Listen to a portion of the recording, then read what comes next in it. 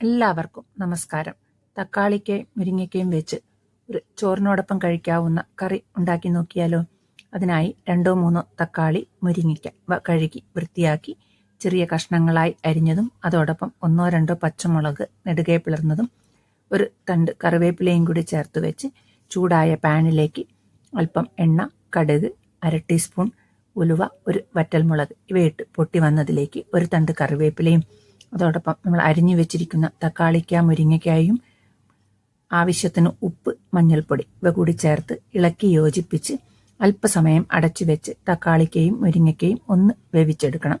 ഈ സമയം കൊണ്ട് അരമുറി തേങ്ങയിലേക്ക് എരിവിനാവശ്യമായിട്ടുള്ള 3-4 പച്ചമുളകും കൂടി ചേർത്ത് നന്നായി അരച്ചെടുത്ത അരപ്പ് നമ്മൾ നേരത്തെ വേവിച്ച് വെച്ചിരിക്കുന്ന മുരിങ്ങയ്ക്ക, തക്കാളിയിലോട്ട് ചേർത്ത് ഇളക്കി യോജിപ്പിച്ച് നന്നായി ഒന്ന് തിളച്ചു വരുമ്പോൾ ഒരു തണ്ട് കറിവേപ്പിലയും അതോടൊപ്പം അല്പം പുളിയുള്ള 1-2 ടീസ്പൂൺ മോരും കൂടി ചേർത്ത് ഇളക്കി യോജിപ്പിച്ചെടുത്തു കഴിഞ്ഞാൽ രുചികരമായ മുരിങ്ങയ്ക്ക, തക്കാളി മോരുകറി തയ്യാറായി. എല്ലാവരും ഒന്ന് ഉണ്ടാക്കി നോക്കണേ.